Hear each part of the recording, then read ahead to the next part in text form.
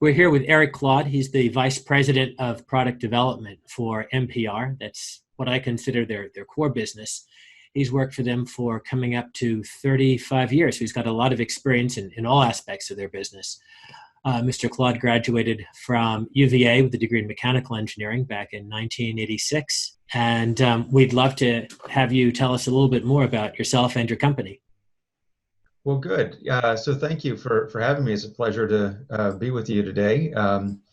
As you mentioned, I'm an engineer by training and started at NPR in the federal part of our business, where I was climbing around on submarines, and then worked in our power business on critical control systems and nuclear power plants. And about 20 years ago, had the opportunity to become involved in working on development of some medical technologies, and just fell in love with that part of the work, and have had the opportunity to lead NPR's efforts to grow that part of our business in the healthcare space, developing and helping our clients commercialize novel medical technologies. NPR overall is a diversified engineering services company. We're headquartered in Alexandria, Virginia, and working primarily in the fields of the healthcare business, which I lead, as well as work for the federal government, Department of Defense, Energy, Homeland Security, and work in the commercial power business around electrical generation, renewable energy, and things of that nature. Fantastic. I see that it was founded by lead engineers from Admiral Rickover's Navy nuclear program. Our founders, Mandel, Panoff, and Rockwell, of course, were his lead engineers back in the day, developing the nuclear technology itself and applying it to development of the Nautilus submarine. Lots of stories about the Rickover experience, what he was like. They're in creating NPR, they attempted to bring with them the elements of Rickover's philosophy that they felt were helpful and important, and leave behind some of the more curious and explosive sometimes aspects of how he operated. Can you tell us a little bit about the core mission of NPR? Sure. So one of the things that MP&R brought from the Naval Reactors program was a very technically rigorous and disciplined problem-solving approach.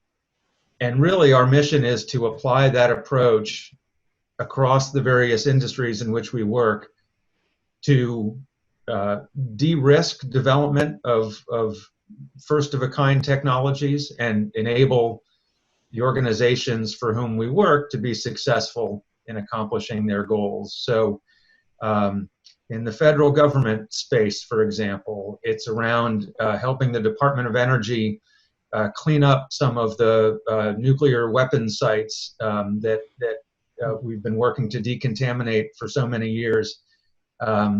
In the power business, it's around working with Dominion Energy here in Virginia and utilities across the country to develop methods to safely operate the nuclear power systems that we have and increase their efficiencies. And in the healthcare space, it's around de-risking development of novel medical products to safely and effectively treat patients. But it's that systematic methodology, technical rigor, focus on engineering excellence that really is the core of our mission. So as you know, our students have been working this semester on building a device that's a toy. It lets them record a small snippet of sound and lets it replay back based upon a few different types of triggers, perhaps a trigger based on motion or time or light.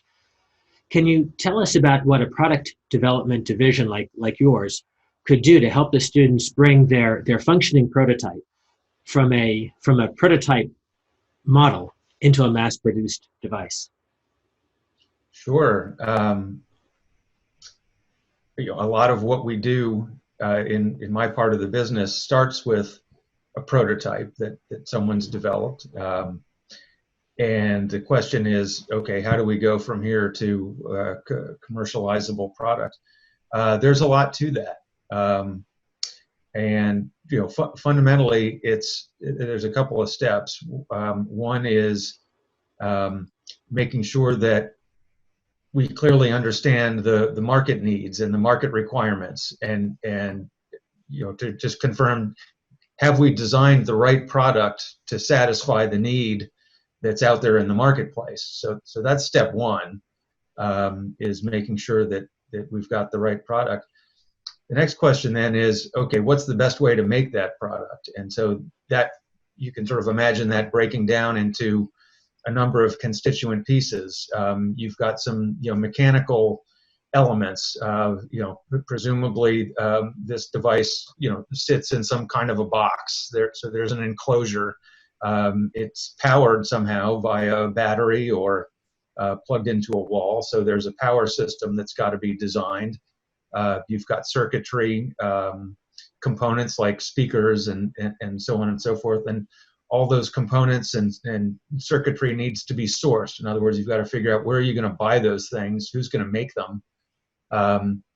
That finished product has to be finally assembled, and you need, you can set up your own factory to do that, which costs quite a bit of money, or you can look for what we call contract manufacturers, which are groups that do that on a contract basis, where they've invested in the bricks and mortar, and you pay them a fee, for that service. But that's a very efficient way to produce. A famous one, just for example, is the company called Foxconn, which is the group that Apple uses to make most of their iPhone products, for example. Then you've got to think about, once you've got that, you sure you've got the right design, you've got the manufacturing set up. Before you can actually sell anything, you've got to understand what's the regulatory framework. Are there